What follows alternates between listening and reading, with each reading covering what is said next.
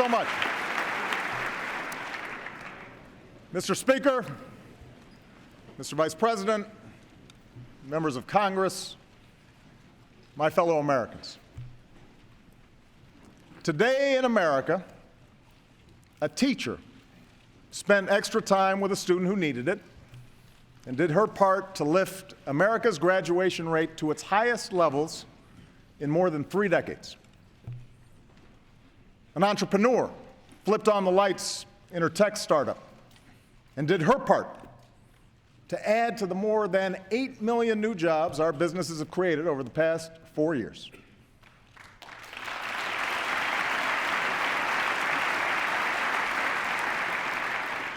An auto worker fine-tuned some of the best, most fuel-efficient cars in the world and did his part to help America wean itself off foreign oil. A farmer prepared for the spring after the strongest 5-year stretch of farm exports in our history.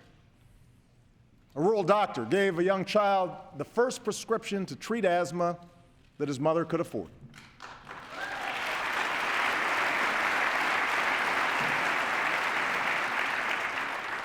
A man took the bus home from the graveyard shift, bone-tired, but dreaming big dreams for his son.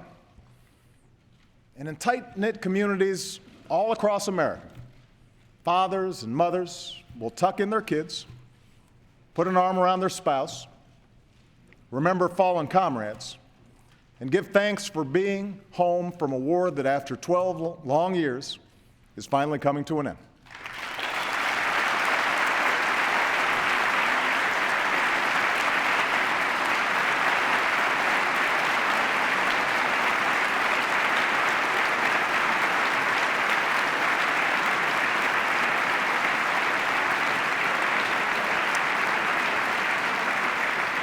Tonight, this chamber speaks with one voice to the people we represent.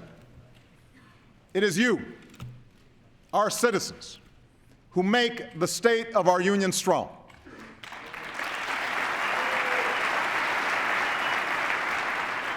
And here are the results of your efforts. The lowest unemployment rate in over 5 years, a rebounding housing market, a manufacturing sector that's adding jobs for the first time since the 1990s, more oil produced at home than we buy from the rest of the world, the first time that's happened in nearly 20 years. Our deficits cut by more than half. And for the first time in over a decade, business leaders around the world have declared that China is no longer the world's #1 place to invest. America is.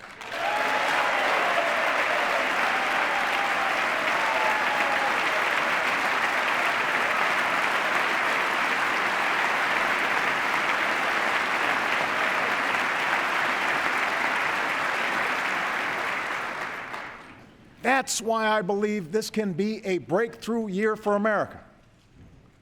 After 5 years of grit and determined effort, the United States is better positioned for the 21st century than any other nation on earth. The question for everyone in this chamber, running through every decision we make this year, is whether we are going to help or hinder this progress. For several years now, this town has been consumed by a rancorous argument over the proper size of the federal government. It's an important debate, one that dates back to our very founding. But when that debate prevents us from carrying out even the most basic functions of our democracy, when our differences shut down government or threaten the full faith and credit of the United States, then we are not doing right by the American people.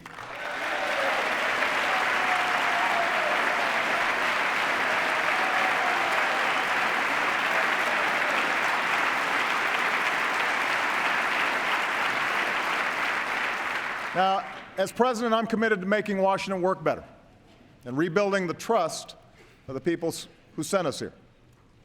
And I believe most of you are too. Last month, thanks to the work of Democrats and Republicans, Congress finally produced a budget that undoes some of last year's severe cuts to priorities like education. Nobody got everything they wanted, and we can still do more to invest in this country's future while bringing down our deficit in a balanced way. But the budget compromise should leave us freer to focus on creating new jobs, not creating new crises. And in the coming months, let's see where else we can make progress together. Let's make this a year of action. That's what most Americans want. For all of us in this chamber to focus on their lives, their hopes, their aspirations. And what I believe unites the people of this nation, regardless of race or region or party, young or old, rich or poor, is the simple, profound belief in opportunity for all. The notion that if you work hard and take responsibility, you can get ahead in America.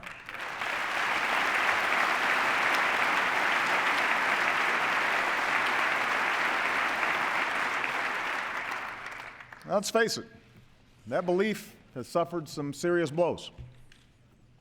Over more than 3 decades, even before the Great Recession hit, massive shifts in technology and global competition had eliminated a lot of good middle-class jobs and weakened the economic foundations that families depend on. Today, after 4 years of economic growth, corporate profits and stock prices have rarely been higher, and those at the top have never done better. But average wages have barely budged. Inequality has deepened. Upward mobility has stalled. The cold hard fact is that even in the midst of recovery, too many Americans are working more than ever just to get by, let alone to get ahead. And too many still aren't working at all. So our job is to reverse these trends. It won't happen right away, and we won't agree on everything. But what I offer tonight is a set of concrete, practical proposals to speed up growth, strengthen the middle class, and build new ladders of opportunity into the middle class. Some require congressional action, and I'm eager to work with all of you. But America does not stand still, and neither will I. So wherever and whenever I can take steps without legislation to expand opportunity for more American families, that's what I'm going to do.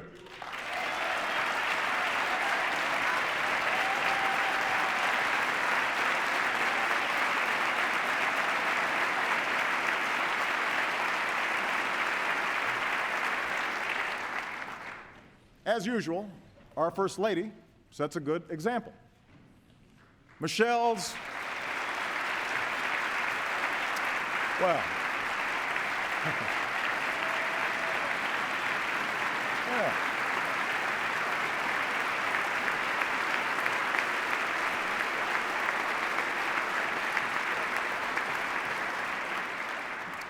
Michelle's Let's Move partnership with schools, businesses, local leaders has helped bring down childhood obesity rates for the first time in 30 years. And that's an achievement that will improve lives and reduce health care costs for decades to come. The Joining Forces Alliance that Michelle and Jill Biden launched has already encouraged employers to hire or train nearly 400,000 veterans and military spouses.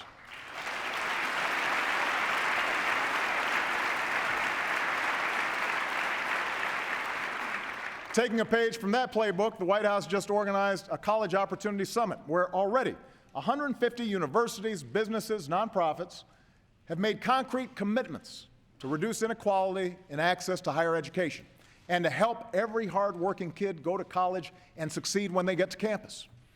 And across the country, we're partnering with mayors, governors, and state legislatures on issues from homelessness to marriage equality. The point is, there are millions of Americans outside of Washington who are tired of stale political arguments and are moving this country forward. They believe, and I believe, that here in America, our success should depend not on accident of birth, but the strength of our work ethic and the scope of our dreams. That's what drew our forebears here. That's how the daughter of a factory worker is CEO of America's largest automaker.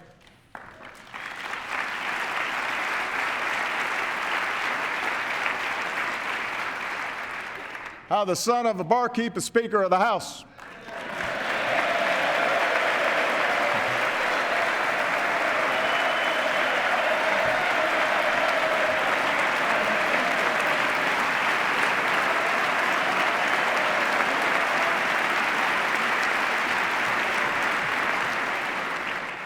How the son of a single mom can be president of the greatest nation on earth. You know,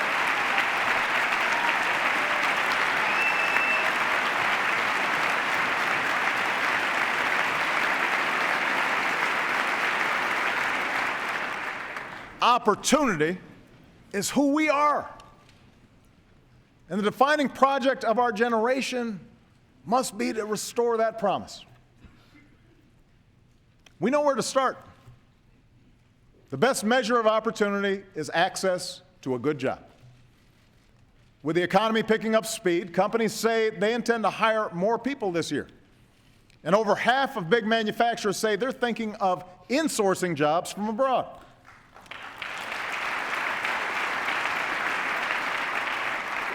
So let's make that decision easier for more companies. Both Democrats and Republicans have argued that our tax code is riddled with wasteful, complicated loopholes that punish businesses investing here and reward companies that keep profits abroad. Let's flip that equation. Let's work together to close those loopholes, end those incentives to ship jobs overseas, and lower tax rates for businesses that create jobs right here at home.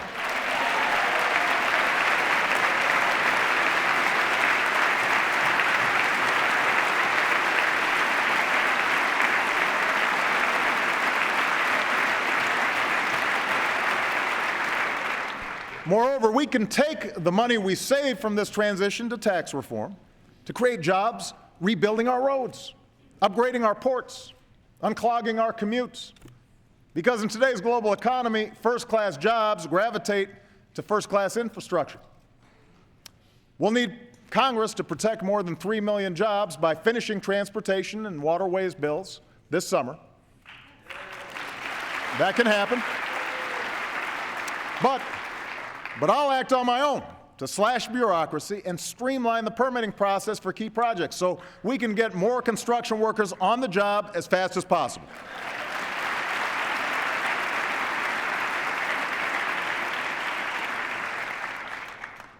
We also have the chance right now to beat other countries in the race for the next wave of high-tech manufacturing jobs. And my administration's launched 2 hubs for high-tech manufacturing in Raleigh, North Carolina, and Youngstown, Ohio, where we've connected businesses to research universities that can help America lead the world in advanced technologies. Tonight, I'm announcing we'll launch 6 more this year. Bipartisan bills in both houses could double the number of these hubs and the jobs they create. So get those bills to my desk. Put more Americans back to work.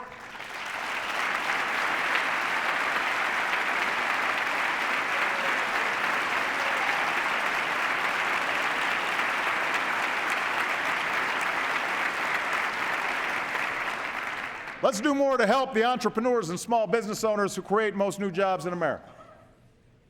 Over the past 5 years, my administration has made more loans to small business owners than any other. And when 98% of our exporters are small businesses, new trade partnerships with Europe and the Asia Pacific will help them create even more jobs.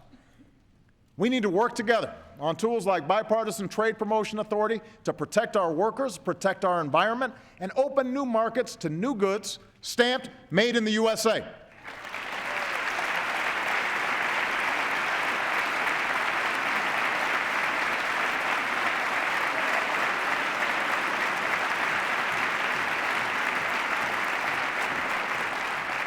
Listen, China and Europe aren't standing on the sidelines, and neither should we. We know that the nation that goes all in on innovation today will own the global economy tomorrow. This is an edge America cannot surrender. Federally funded research helped lead to the ideas and inventions behind Google and smartphones. And that's why Congress should undo the damage done by last year's cuts to basic research, so we can unleash the next great American discovery.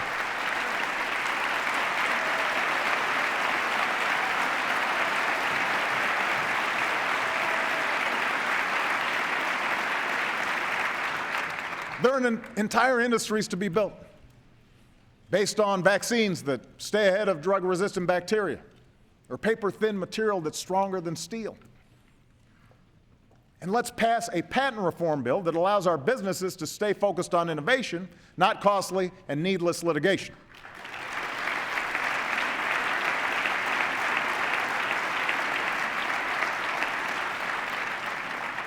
Now, one of the biggest factors in bringing more jobs back is our commitment to American energy. The all-the-above energy strategy I announced a few years ago is working, and today America is closer to energy independence than we have been in decades.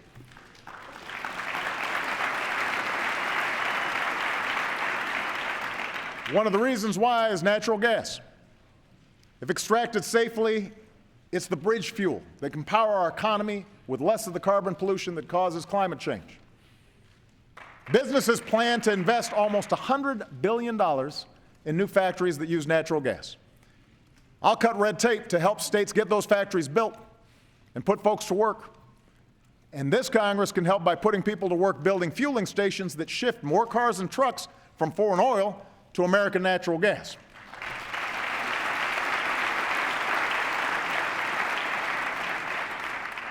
Meanwhile, my administration will keep working with the industry to sustain production and jobs growth while strengthening protection of our air, our water, our communities. And while we're at it, I'll use my authority to protect more of our pristine federal lands for future generations.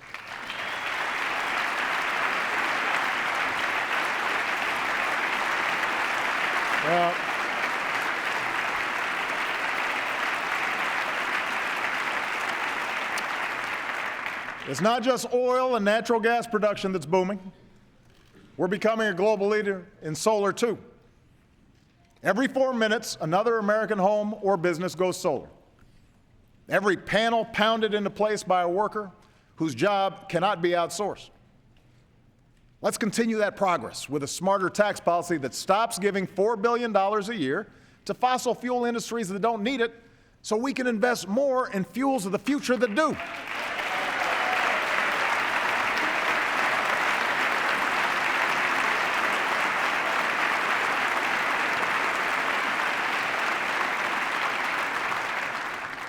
And even as we've increased energy production, we've partnered with businesses, builders, and local communities to reduce the energy we consume.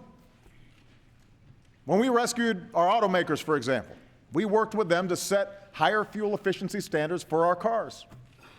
In the coming months, I'll build on that success by setting new standards for our trucks, so we can keep driving down oil imports and what we pay at the pump.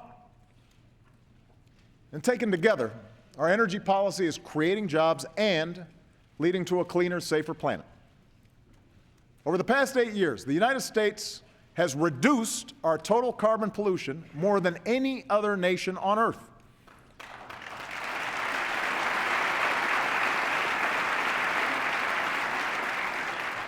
But we have to act with more urgency, because the changing climate is already harming Western communities struggling with drought and coastal cities dealing with floods. That's why I directed my administration to work with states, utilities, and others to set new standards on the amount of carbon pollution our power plants are allowed to dump into the air. The shift to a cleaner energy economy won't happen overnight, and it will require some tough choices along the way. But the debate is settled. Climate change is a fact. And when our children's children look us in the eye and ask if we did all we could to leave them a safer, more stable world with new sources of energy, I want us to be able to say, yes, we did.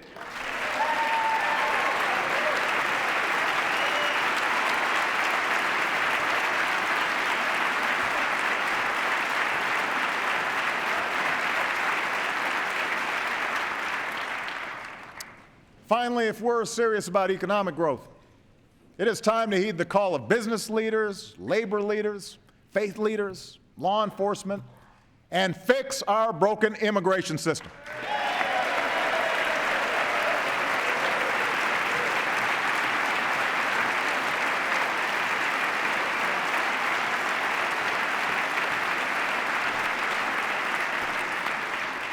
Republicans and Democrats in the Senate have acted, and I know that members of both parties in the House want to do the same. Independent economists say immigration reform will grow our economy and shrink our deficits by almost $1 trillion in the next 2 decades. And for good reason.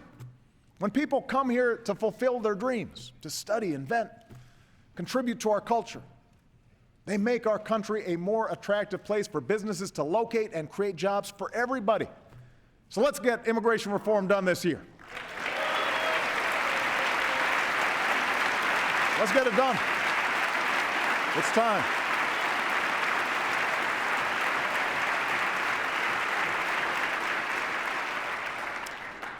The ideas I've outlined so far can speed up growth and create more jobs. But in this rapidly changing economy, we have to make sure that every American has the skills to fill those jobs. The good news is we know how to do it. 2 years ago, as the auto industry came roaring back, Andra Rush opened up a manufacturing firm in Detroit.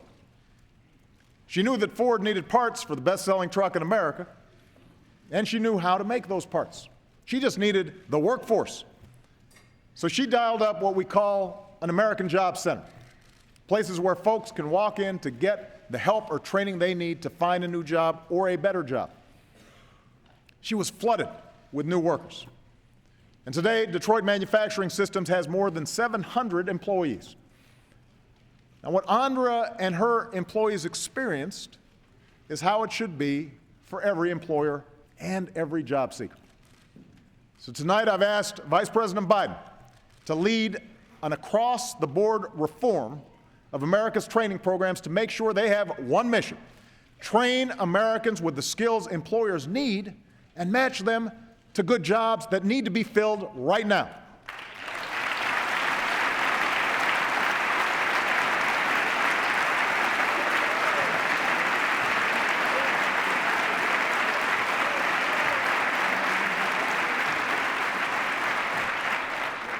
That means more on-the-job training and more apprenticeships that set a young worker on an upward trajectory for life. It means connecting companies to community colleges that can help design training to fill their specific needs. And if Congress wants to help, you can concentrate funding on proven programs that connect more ready-to-work Americans with ready-to-be-filled jobs. I'm also convinced we can help Americans return to the workforce faster by reforming unemployment insurance so that it's more effective in today's economy. But first, this Congress needs to restore the unemployment insurance you just let expire for 1.6 million people.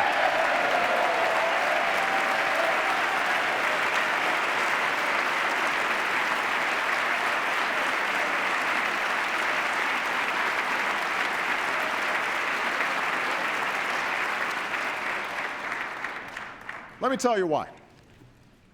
Misty DeMars is a mother of 2 young boys. She'd been steadily employed since she was a teenager, put herself through college. She'd never collected unemployment benefits, but she'd been paying taxes. In May, she and her husband used their life savings to buy their first home. A week later, budget cuts claimed the job she loved. Last month, when their unemployment insurance was cut off, she sat down and wrote me a letter, the kind I get every day. We are the face of the unemployment crisis, she wrote. I'm not dependent on the government. Our country depends on people like us who build careers, contribute to society, care about our neighbors. I'm confident that in time I will find a job, I will pay my taxes, and we will raise our children in their own home and the community we love. Please give us this chance. Congress, give these hard-working, responsible Americans that chance. Give them that chance.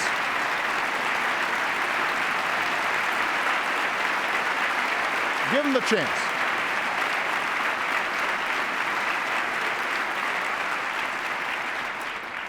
They need our help right now, but more important, this country needs them in the game.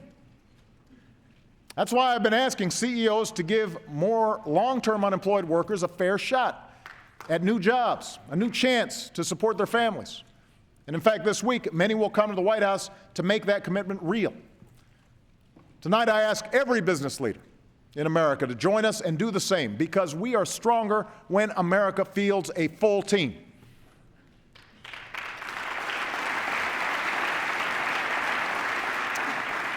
Of course, it's not enough to train today's workforce.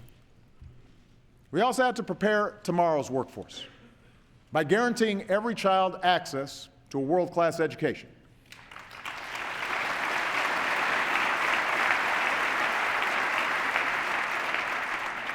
As Steven Rodriguez couldn't speak a word of English when he moved to New York City at age 9. But last month, thanks to the support of great teachers and an innovative tutoring program, he led a march of his classmates through a crowd of cheering parents and neighbors from their high school to the post office where they mailed off their college applications. And this son of a factory worker just found out he's going to college this fall.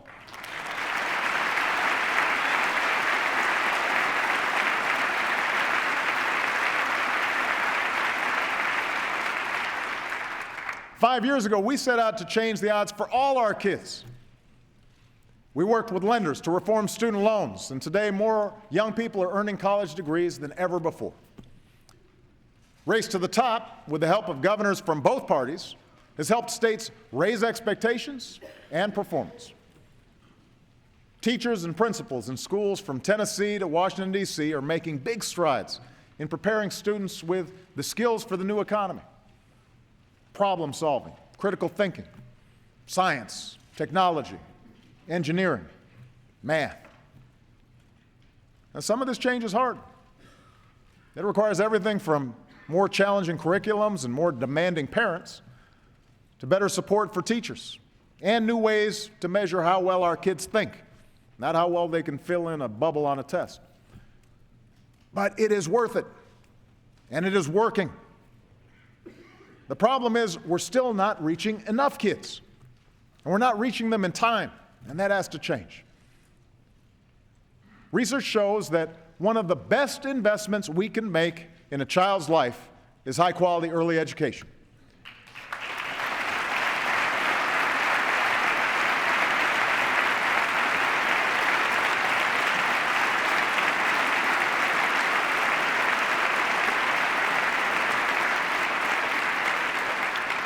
Last year, I asked this Congress to help states make high-quality pre-K available to every 4-year-old.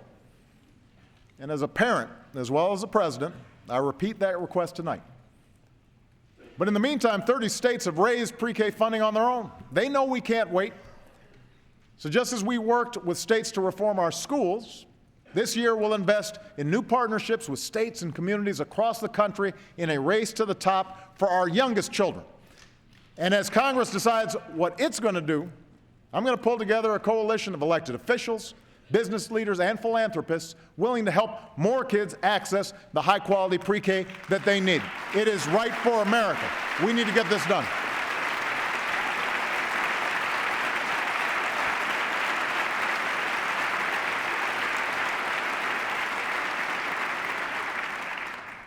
Last year, I also pledged to connect 99% of our students to high-speed broadband over the next 4 years. Tonight, I can announce that with the support of the FCC and companies like Apple, Microsoft, Sprint, and Verizon, we've got a down payment to start connecting more than 15,000 schools and 20 million students over the next 2 years without adding a dime to the deficit.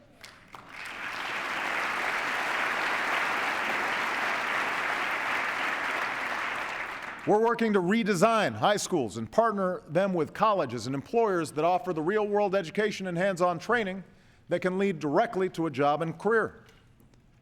We're shaking up our system of higher education to give parents more information and colleges more incentive to offer better value so that no middle-class kid is priced out of a college education. We're offering millions the opportunity to cap their monthly student loan payments to 10% of their income. And I want to work with Congress to see how we can help even more Americans who feel trapped by student loan debt.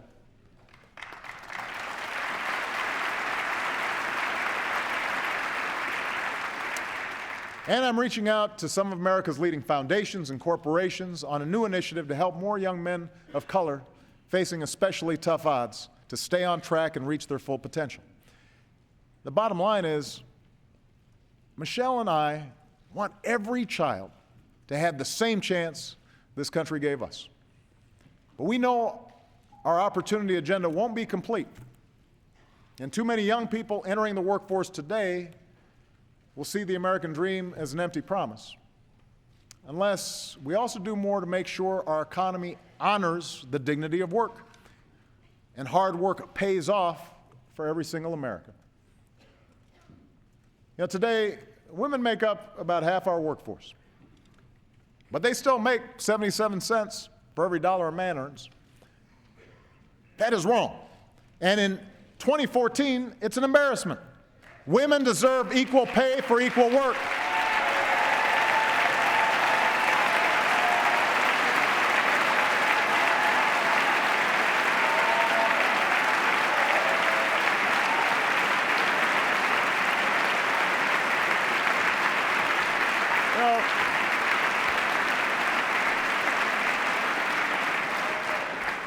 She deserves to have a baby without sacrificing her job.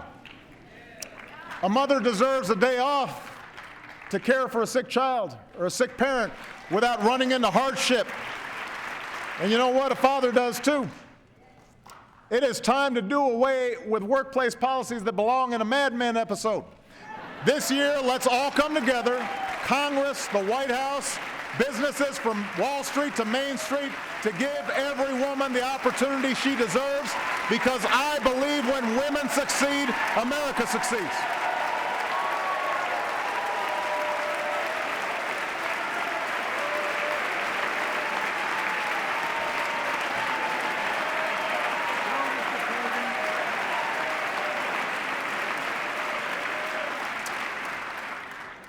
Now, women hold a majority of lower wage jobs, but they're not the only ones stifled by stagnant wages.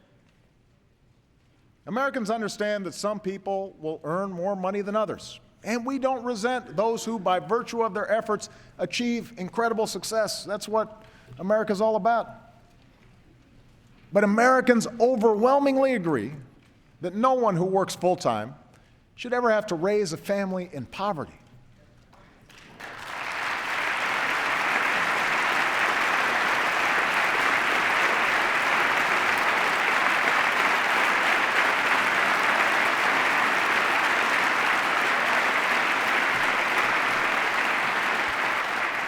In the years since I asked this Congress to raise the minimum wage, 5 states have passed laws to raise theirs. Many businesses have done it on their own. Nick Shute is here today with his boss, John Serrano. John's an owner of Punch Pizza in Minneapolis, and Nick helps make the dough.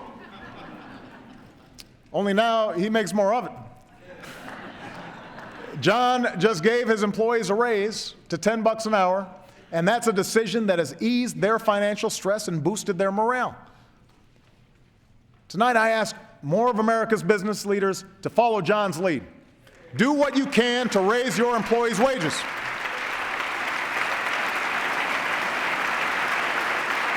It's good for the economy, it's good for America.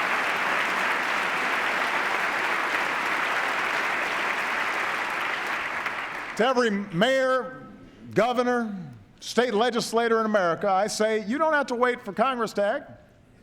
Americans will support you if you take this on. And as a chief executive, I intend to lead by example. Profitable corporations like Costco see higher wages as the smart way to boost productivity and reduce turnover. We should too. In the coming weeks, I will issue an executive order requiring federal contractors to pay their federally funded employees a fair wage of at least $10.10 an hour, because if you cook our troops' meals or wash their dishes, you should not have to live in poverty.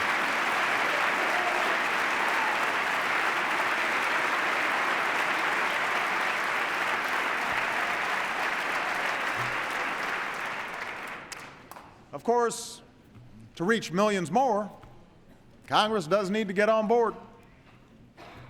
Today, the federal minimum wage is worth about 20% less than it was when Ronald Reagan first stood here.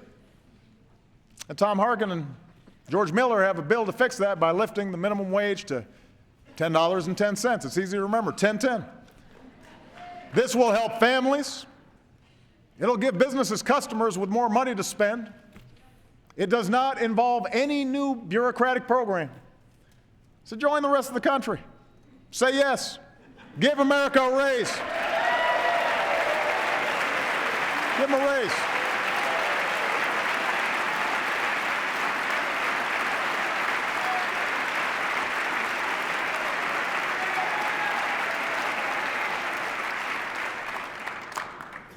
There are other steps we can take to help families make ends meet. And few are more effective at reducing inequality and helping families pull themselves up through hard work than the Earned Income Tax Credit. Right now, it helps about half of all parents at some point. Think about that. It helps about half of all parents in America at some point in their lives. But I agree with Republicans like Senator Rubio that it doesn't do enough for single workers who don't have kids. So let's work together to strengthen the credit, reward work, help more Americans get ahead. Let's do more to help Americans save for retirement. Today, most workers don't have a pension. A Social Security check often isn't enough on its own. And while the stock market has doubled over the last 5 years, that doesn't help folks who don't have 401ks.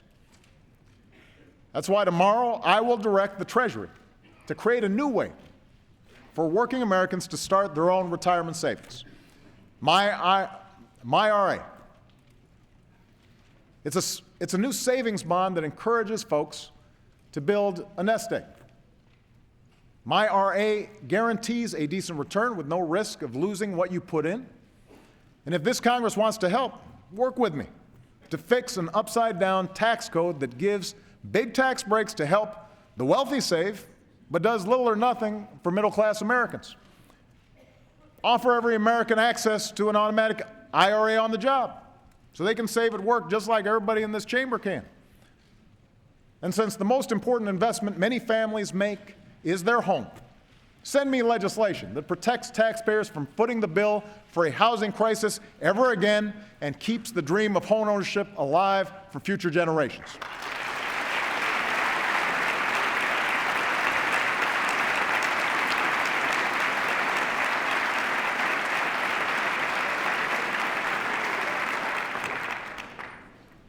One last point on financial security. For decades, few things exposed hardworking families to economic hardship more than a broken health care system. And in case you haven't heard, we're in the process of fixing that.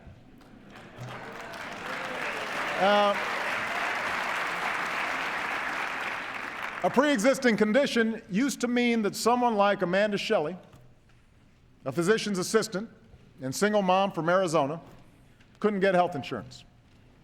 But on January 1st, she got covered.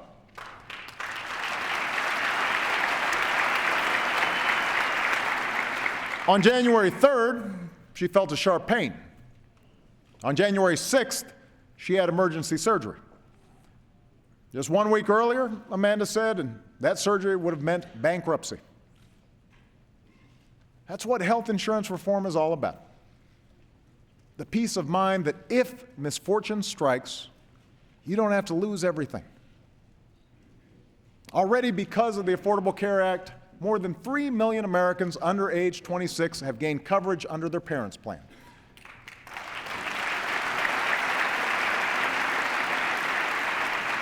More than 9 million Americans have signed up for private health insurance or Medicaid coverage. 9 million. And here's another number, 0. Because of this law, no American, none, 0, can ever again be dropped or denied coverage for a pre-existing condition like asthma or back pain or cancer.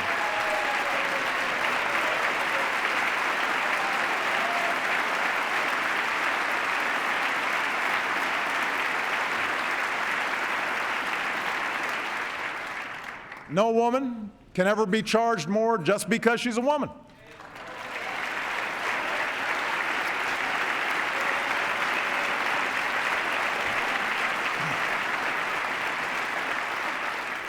And we did all this while adding years to Medicare's finances, keeping Medicare premiums flat, and lowering prescription costs for millions of seniors. Now, I do not expect to convince my Republican friends on the merits of this law. But I know that the American people are not interested in refighting old battles. So, again, if you have specific plans to cut costs, cover more people, increase choice, tell America what you do differently. Let's see if the numbers add up. But let's not have another 40-something votes to repeal a law that's already helping millions of Americans like Amanda.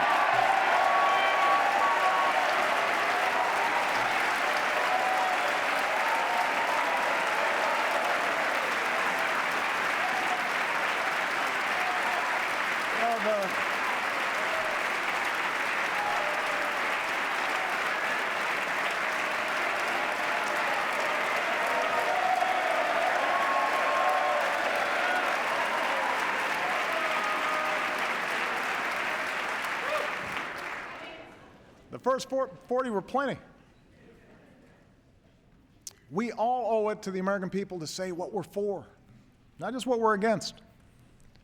And if you want to know the real impact this law is having, just talk to Governor Steve Beshear of Kentucky, who's here tonight. Now, Kentucky is not the most liberal part of the country. That's not where I got my highest vote totals. But he's like a man possessed when it comes to covering his Commonwealth's families. They're our neighbors and our friends, he said. They're people we shop and go to church with. Farmers out on the tractor. Grocery clerks. They're people who go to work every morning praying they don't get sick. No one deserves to live that way. Steve's right. That's why tonight I ask every American who knows someone without health insurance to help them get covered by March 31st. Help them get covered. Moms, get on your kids to sign up. Kids, call your mom and walk her through the application. They'll give her some peace of mind, and plus she'll appreciate hearing from you.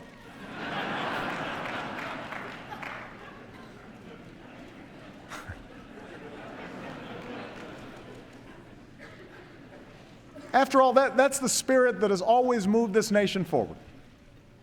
It's the spirit of citizenship, the recognition that through hard work and responsibility, we can pursue our individual dreams but still come together as one American family to make sure the next generation can pursue its dreams as well. Citizenship means standing up for everyone's right to vote.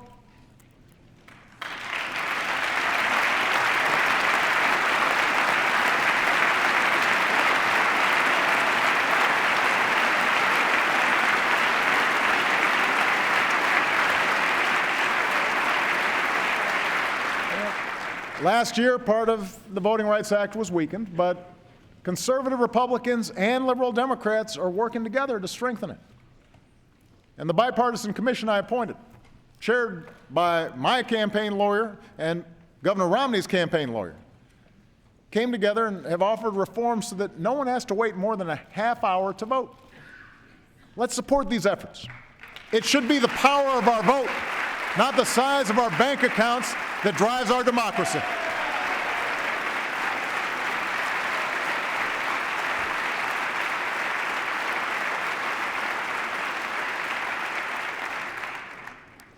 Citizenship means standing up for the lives that gun violence steals from us each day. I've seen the courage of parents, students, pastors, police officers all over this country who say, we are not afraid. And I intend to keep trying, with or without Congress, to help stop more tragedies from visiting innocent Americans in our movie theaters and our shopping malls or schools like Sandy Hook.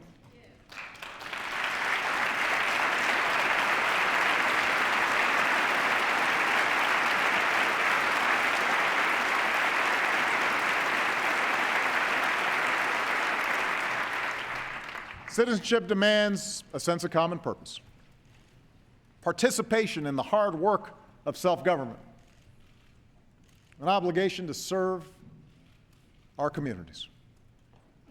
And I know this chamber agrees that few Americans give more to their country than our diplomats and the men and women of the United States Armed Forces.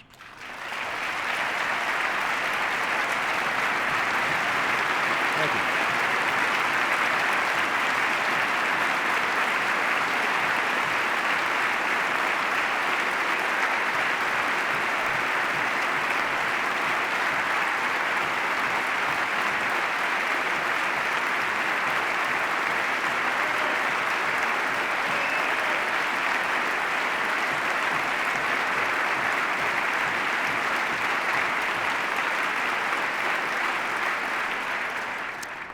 Tonight, because of the extraordinary troops and civilians who risk and lay down their lives to keep us free, the United States is more secure.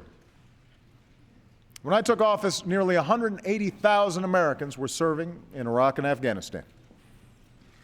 Today, all our troops are out of Iraq. More than 60,000 of our troops have already come home from Afghanistan.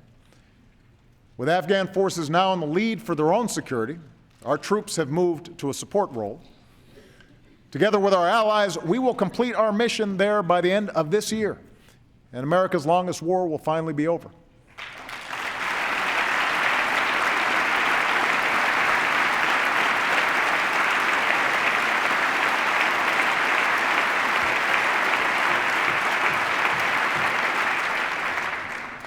After 2014, we will support a unified Afghanistan as it takes responsibility for its own future.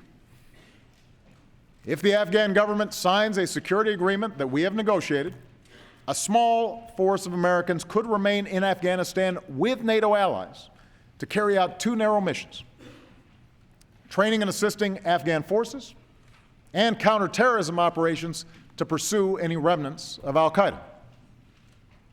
For while our relationship with Afghanistan will change, one thing will not: our resolve that terrorists do not launch attacks against our country.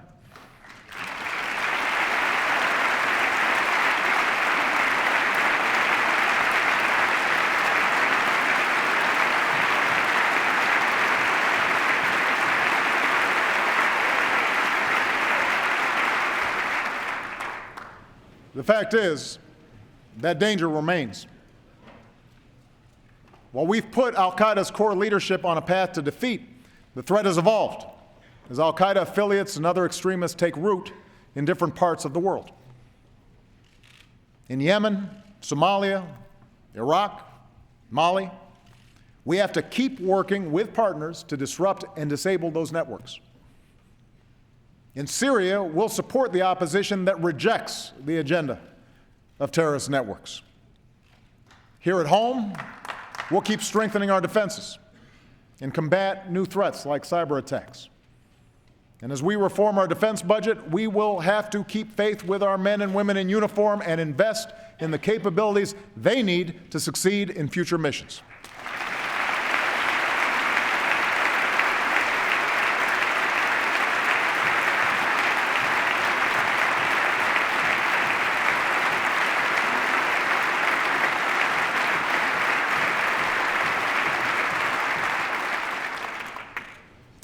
We have to remain vigilant. But I strongly believe our leadership and our security cannot depend on our outstanding military alone. As Commander-in-Chief, I have used force when needed to protect the American people, and I will never hesitate to do so as long as I hold this office. But I will not send our troops into harm's way unless it is truly necessary, nor will I allow our sons and daughters to be mired in open-ended conflicts. We must fight the battles that need to be fought, not those that terrorists prefer from us, large-scale deployments that drain our strength and may ultimately feed extremism. So even as we actively and aggressively pursue terrorist networks, through more targeted efforts and by building the capacity of our foreign partners, America must move off a permanent war footing.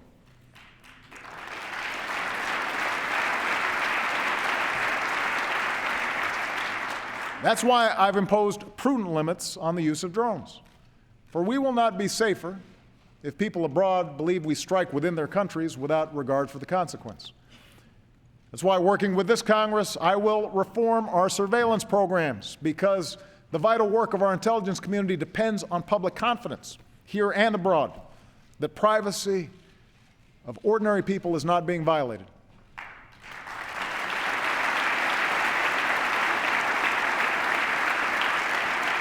And with the Afghan war ending, this needs to be the year Congress lifts the remaining restrictions on detainee transfers and we close the prison at Guantanamo Bay. Because we counter terrorism not just through intelligence and military actions, but by remaining true to our constitutional ideals and setting an example for the rest of the world. You see, in a world of complex threats, our security, our leadership depends on all elements of our power, including strong and principled diplomacy. American diplomacy has rallied more than 50 countries to prevent nuclear materials from falling into the wrong hands and allowed us to reduce our own reliance on Cold War stockpiles. American diplomacy, backed by the threat of force, is why Syria's chemical weapons are being eliminated.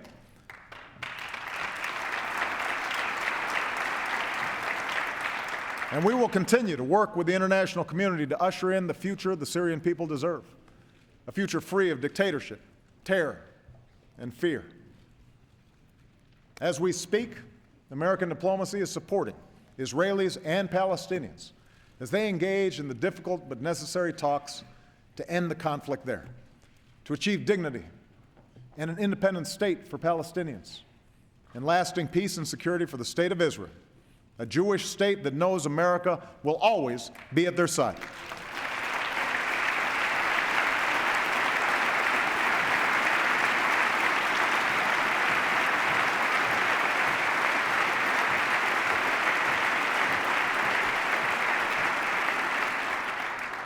And it is American diplomacy, backed by pressure, that has halted the progress of Iran's nuclear program and rolled back parts of that program for the very first time in a decade. As we gather here tonight, Iran has begun to eliminate its stockpile of higher levels of enriched uranium.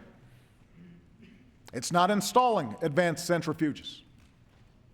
Unprecedented inspections help the world verify every day that Iran is not building a bomb. And with our allies and partners, we're engaged in negotiations to see if we can peacefully achieve a goal we all share: preventing Iran from obtaining a nuclear weapon.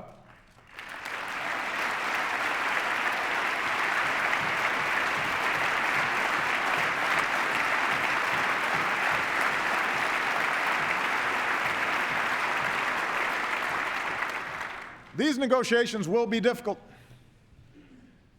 They may not succeed. We are clear-eyed about Iran's support for terrorist organizations like Hezbollah, which threatens our allies. And we're clear about the mistrust between our nations, mistrust that cannot be wished away. But these negotiations don't rely on trust. Any long-term deal we agree to must be based on verifiable action that convinces us and the international community that Iran is not building a nuclear bomb. If John F. Kennedy and Ronald Reagan could negotiate with the Soviet Union, then surely a strong and confident America can negotiate with less powerful adversaries today.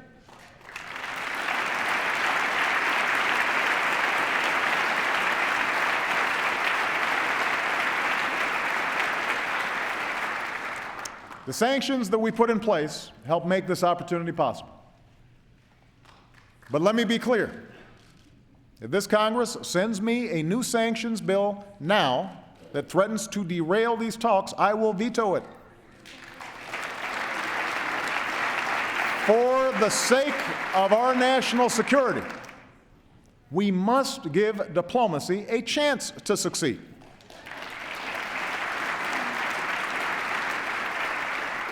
If Iran's leaders do not seize this opportunity, then I will be the first to call for more sanctions and stand ready to exercise all options to make sure Iran does not build a nuclear weapon. But if Iran's leaders do seize the chance, and we'll know soon enough, then Iran could take an important step to rejoin the community of nations, and we will have resolved one of the leading security challenges of our time without the risks of war. And finally, let's remember that our leadership is defined not just by our defense against threats, but by the enormous opportunities to do good and promote understanding around the globe, to forge greater cooperation, to expand new markets, to free people from fear and want. And no one is better positioned to take advantage of those opportunities than America. Our alliance with Europe remains the strongest the world has ever known. From Tunisia to Burma, we're supporting those who are willing to do the hard work of building democracy. In Ukraine, we stand for the principle that all people have the right to express themselves freely and peacefully, and to have a say in their country's future. Across Africa, we're bringing together businesses and governments to double access to electricity and help end extreme poverty. In the Americas, we're building new ties of commerce, but we're also expanding cultural and educational exchanges among young people. And we will continue to focus on the Asia Pacific, where we support our allies, shape a future of greater security and prosperity, and extend a hand to those devastated by disaster, as we did in the Philippines when our Marines and civilians rushed to aid those battered by a typhoon, and who are greeted with words like, "We will never forget your kindness," and "God bless America." We do these things because they help promote our long-term security. And we do them because we believe in the inherent dignity and equality of every human being, regardless of race or religion, creed or sexual orientation. And next week, the world will see one expression of that commitment when Team USA marches the red, white, and blue into the Olympic Stadium and brings home the gold.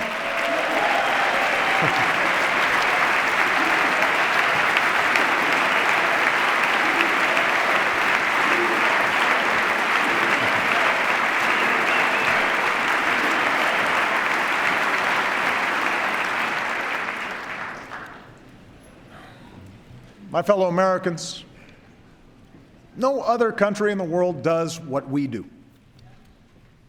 On every issue, the world turns to us, not simply because of the size of our economy or our military might, but because of the ideals we stand for and the burdens we bear to advance them. No one knows this better than those who serve in uniform. As this time of war draws to a close, a new generation of heroes returns to civilian life. We'll keep slashing that backlog so our veterans receive the benefits they've earned and our wounded warriors receive the health care, including the mental health care that they need.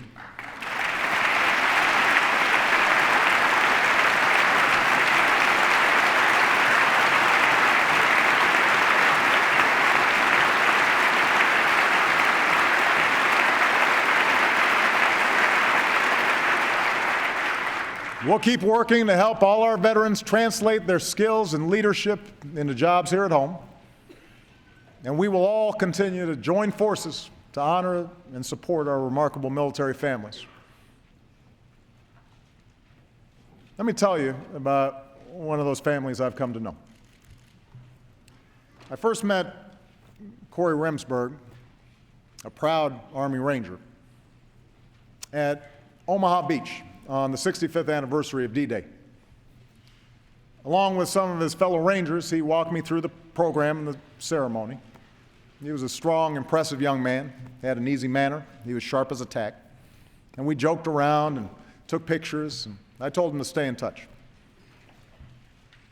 A few months later, on his 10th deployment, Corey was nearly killed by a massive roadside bomb in Afghanistan.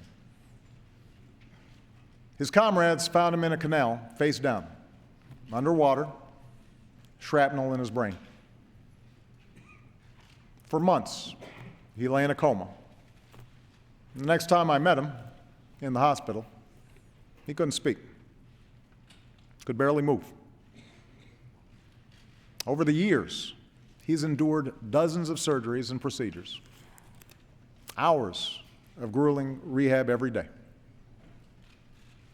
Even now, Corey's still blind in one eye, still struggles on his left side. But slowly, steadily, with the support of caregivers like his dad, Craig, and the community around him, Corey has grown stronger. Day by day, he's learned to speak again, and stand again, and walk again. And he's working toward the day when he can serve his country again. My recovery has not been easy, he says. Nothing in life that's worth anything is easy. Corey is here tonight. And like the Army he loves, like the America he serves, Sergeant First Class Corey Remsburg never gives up and he does not quit. Corey.